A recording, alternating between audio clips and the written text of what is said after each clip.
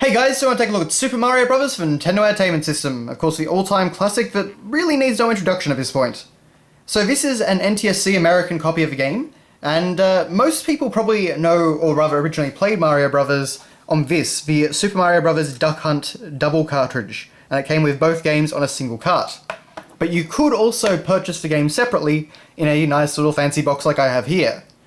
So of course on the front cover here we have this great pixel image of Mario with a fire flower, pretty much leaping to his death. That's a funny thing, Mario actually dies on the front cover of the Mario Brothers box, because you can see that he's just above lava and he's hit a wall. So things are not going well for him. In fact, I'm not even sure if he should have been able to shoot a fireball through the wall, but anyway. So of course this is the Action series, because every early NES game had a box like this and like a classification. It was very sort of Atari, what type of game it was. And this seal is your assurance that Nintendo has approved and guaranteed the quality of this product. At a time when that actually meant something. Rather, the Nintendo seal of quality changed into basically the Nintendo approval seal, so it didn't carry quite as much weight. Okay, so of course we got the Super Mario Bros. Logo on there, which wasn't really a logo at this point, more it was just, text. And we have the Nintendo Entertainment System logo. Well, again, logo in in quotations. Okay, so Super Mario Bros., do you have what it takes to save the Mushroom Princess? Okay, so of course we have these cute little windows here which are shaped like old TVs. So I guess they give you a bit more of a more accurate idea of the scale.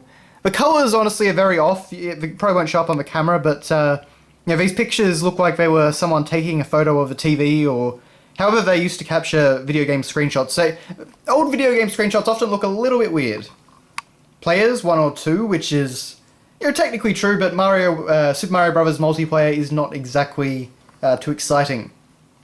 So you'll have to think fast and move even faster to complete this quest. The Mushroom Princess is being held captive by the evil Koopa tribe of turtles. It's up to you to rescue her from the clutches of the Koopa King before time runs out. But it won't be easy. To get to the princess, you'll have to climb mountains, cross seas, avoid bottomless pits, fight off turtle soldiers, and a host of black magic traps that only a Koopa King could devise. It's another non-stop adventure from the Super Mario Bros. And of course, Mario Bros. On the Atari, and I'm not sure if the NES version had already come out at this point or not, but that was of course already a game, as well as Donkey Kong. Okay, so on the top here, of course, this Mario Bros. Logo. Mario Bros. Logo and warranty. You actually got a 90-day warranty on the box. And nothing too exciting down here. So let's open this up. One thing I do like about NES games, the boxes are always very, very easy to get open. Unfortunately, not everything came out. But here, of course, we have our cartridge. And it's just the same as the Duck Hunt one, except it's just got the full Mario front cover on it. So pretty basic, but looks nice enough. Very, very classic Nintendo, very 80s. I do always love these little holders with the Nintendo logo on them. Nintendo had a real sort of style in the NES era, and it did certainly carry over to the Super Nintendo era, but there's something just so quintessentially 80s about early Nintendo. Oh well, I guess I could show off this. We have a little, I don't even know what you'd call it, white block to kind of keep the box in shape, I suppose. We have introducing Nintendo Power Magazine. So the very first issue of Nintendo Power, I suppose. The new player's magazine with enough tips, tricks, and insider secrets to send your scores into the stratosphere. Because of course everyone wants to get a high score. So learn how to play faster, smarter. Nintendo Power is the secret weapon that arrives in your mailbox 6 times a year. So okay, so it was only bi-monthly at this point. So this is very, very early days. But of course you could also call the toll-free line to subscribe and send away for your subscription today. $3.50 per issue, $21 per year. Wow. That does sound very, very cheap for, considering how great a magazine Nintendo Power was. And of course, business reply mail. Obviously not too many people must have sent these away, because they come with most of the the games you find on eBay. Most people do seem to have kept them.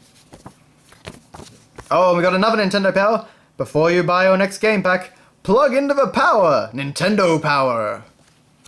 Ah, yes, I love all these. So here is how you can get with the program. Fast. Okay, weird font. with a Mega Power subscription package from Nintendo. So of course it shows you like the strategy Nintendo Power Guide for, I think that's Mario Brothers 3 actually over there. And as well as, DuckTales of course. Blast 'em with Nintendo Power. Cut it, get the power, Nintendo Power. Yes, they're always all very, very of its era, but I do love this stuff. It's a lot of fun just to read the way they wrote everything. They tried to really inject a lot of personality. It's like, want to know how to never get lost? So of course, a map of The Legend of Zelda, a complete strategy map. And, I get it straight from the pros, and they show off some screenshots of a game that I'm mostly not familiar with right there. Not sure what title that is. But, it gives you oh, Blaster Master, of course Blaster Master. Yeah, so it gives you a little run through of what you do on there. And Nintendo Power Guides are pretty good. They're not perfect though, they certainly wouldn't always tell you everything. Okay. So then we get this giant Nintendo poster. And you can see you've got games like Punch-Out, Kung Fu, Rad Racer, Excite Bike, a lot of the very early stuff. Golf, it's just called Golf. Of course, well, if I can switch it over here, we have Tetris. And of course, then over here we have some more interesting things like Mario Brothers, Mario Brothers 2, Legend of Zelda, Zelda 2, Adventure of Link, Faxanadu, I've never really actually figured out how to say that game's name. And of course, Dragon Warrior. But, you get the idea. It's just a pretty fun poster with a lot of different games shown on it. Hogan's Alley up there. And yeah, so Nintendo, now you're playing with power. I do love that tagline. I'd love Nintendo to kind of bring some of this stuff back at some point. Just as like a nostalgic marketing gimmick. In fact, if the NX is super powerful, then that might be a really good time to bring it back. But anyway, of course, here we have the Mario Brothers manual. And, well, right away, we get this beautiful golden seal. Look for this seal on all software and accessories for your Nintendo Entertainment System. It represents Nintendo's commitment to bring you only the highest quality products. Okay, thank you for selecting the Nintendo Entertainment System Super Mario Bros. Pack. And, it's just a black and white manual. It's nothing quite as exciting as you would get in other games, but, it takes you through the controls and does have some fairly interesting little details. So it's very basically formatted, as you can see. There's just a white background, and it's about as basic as a manual can get. But at least they do give you the interesting information. So, for example, we actually do have a sort of, in a way, a world map. So you can see this is, 1-1, 1-2 with the underground area, 1-3 with the sort of mushroom top mountains, and then number 4 as the castle. So this kind of gives you a cool little overview. And finishing area, so explaining jumping onto the flagpole and getting a score.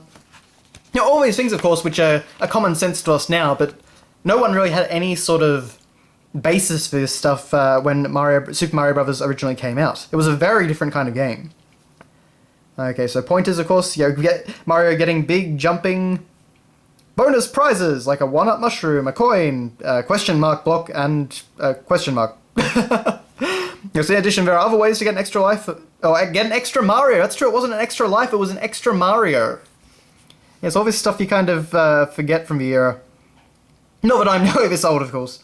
So if you come across mushrooms who have been turned into bricks or made invisible, they reward you by giving you a power boost. So yes, mushrooms. So basically the toads get turned into bricks is always the thing. That's always kind of the interesting little tidbit to come out of this manual. I'm not sure if it's... let's see, mushroom retainers. Yes. So, basically just telling you, you need to rescue the princess and things like that there. But yeah, so basically just saying that, all the different items have been turned into blocks, and so they reward you by giving you a power boost. Or made invisible. But yeah, so of course got the magic mushroom. It was literally called the magic mushroom at this point. Wow. That's kind of amazing, isn't it? The Fireflower, of course, and the Starman. So, Mario with a magic mushroom turns him into Super Mario, and then with the Fireflower turns into Fiery Mario. Return to regular Mario when bumped by a bad guy. And of course the Starman was Invincible Mario. I love the really basic artwork there. Okay.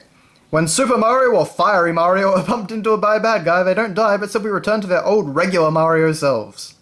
Oh, but every type of Mario has its own special name. How to topple the Turtle Tribe. I was going to say Koopa Tribe. But, yeah, all the basic sort of things. It really just it does take you through all the basic sort of mechanics of the game. And, again, it's something that was very different. It wasn't just common sense back then. So I do really like that they went to that effort. When you bump into a turtle shell you had once kicked. Oh, beware, the following are deadly. Bumping into members of the Turtle Tribe and other baddies. Walking into flames. Good to know. When you bump into a shell that you'd once kicked. However, Super Mario turns into regular Mario and the game continues at that spot. When you fall into a pit or get sucked down a drain. Get sucked down a drain? Oh, of course, in the swimming levels. Or time runs out. Little Goomba, a mushroom who betrayed the Mushroom Kingdom. One stomp and he dies. I love these descriptions. Koopa Troopa Green, soldier of the Turtle Empire. His orders are to find and destroy Mario. Jump on him and he stops moving for a while. 100 points. So yeah, they actually give you the point number, which is pretty interesting. Koopa Troopa Red. This turtle is chicken. Very timid, he gets scared easily and runs back and forth a lot. Jump on him and he stops moving for a while. Koopa Paratrooper. A bit out of control, he wings around aimlessly and comes at you all of a sudden. Stomp on him and he loses his wings. I don't know he really comes at you all of a sudden, but anyway. Koopa Paratrooper Red. This turtle is under control, but likes to take it easy. Stomp on him and he loses his wings. Buzzy Beetles, of course. Quite the toughie. Fireballs don't even faze him. Hammer Brothers. These wily twin brother turtles come at you throwing hammers. I was kind of hoping for a bit more than that, but anyway. Spiny, Lakitu's pet, but a wild fighter. You can't kill him by jumping on top of him. And then, of course, Lakitu himself. A mysterious turtle who controls the clouds. He chases after Mario and drops Spiny's eggs on top of him. Looks like someone's kind of, put their coffee mug on here. Of course, as is often the case with these sort of old games. Alright, piranha plants. Man-eating plants that live in the flower pots. In the flower pots, you say? You mean pipes, right? They show their faces quickly and without warning, so watch out. You can't kill them by jumping on top of them. So yeah, I do really like this sort of enemy bio that we get back here. Even though it's not too exciting to look at it, it's just for sprite renditions, it's not special artwork. Spiny's eggs. Eggs of the turtle Spiny, pet of Lakitu. You can't destroy them by jumping on them. Cheep Cheep. Usually found in the water, but also sprouts wings and flies, so you have to be careful in the air too. I didn't think it sprouted wings, I thought it just jumped. Interesting enough, it actually describes the Cheep Cheep as a she. So there you go. Bored Bill. Chase after Mario slowly but steadily. You can kill him by jumping on him from above. Me bullet! Me should hurt no matter which angle we hit. Blooper. Chases stubbornly after Mario, a guy to look out for. You can't kill him by jumping on top of him. Well, you can, of course, if he's out of water, but I don't think that ever happens in the original Mario. Podoboo. Protector of the great sorcerer Koopa King. He comes flying out of a lake of fire inside the Koopa King's castle. Mushroom retainers. 7 mushrooms who originally served in the court of Princess Toadstool, but are now under the spell of the evil King Koopa. So they're actually under a spell. Princess Toadstool, Princess of the Mushroom Kingdom. She's the only one who can break the spell of the evil Koopa King. Jumping board. Of course, this really fits. If Mario jumps onto it, it goes up and down. Da-da-da. And of course, Bowser, King of the Koopa. The Sorcerer King holding Princess Toadstool captive in the last castle. He comes at you spitting fire. There are several ways to kill him, but you only get points if you use fireballs. And they don't even tell you how many points it is. And then we get Super Mario Bros. Secret Tricks. Shh, don't tell anyone. It's all very cute, isn't it? So just teaching you, like, you have a bulldozer attack, so kicking a shell and, making it ricochet through enemies. Lots of sort of basic things like that. Chain reaction techniques where you're jumping on several enemies' heads for bigger points. Oh, and top secret, you get 50 points for each brick you smash. Try punching lots of different places. There are several different ways to get an extra Mario, try to figure them out for yourself. That's really a top secret tip. And of course you can jump onto the top of a flagpole. And it actually does explain the reason for the fireworks go off is a secret. See if you can figure it out. Of course, the fireworks, I believe, were timed to... it was something to do with the time or what digit was showing. And of course, compliance with FCC regulations. And of course, there's a few memo pages. But yeah, that is really your look at Super Mario Bros. For the Nintendo Entertainment System. Of course, not my favourite Mario game, but certainly an all-time classic, and I really And yeah, I'm very grateful that I have this game. I, of course, did an unboxing for this many, many years ago, but unfortunately Nintendo claimed it due to me, at the time, of course, using Mario Brothers music in the video. So that was not a very good idea on my part, but anyway, so thank you very much for watching, guys. I hope this has been an enjoyable look at the game. It's definitely one of the more interesting sort of NES games you can look at, and I will hope to see you next time. Thank you very much.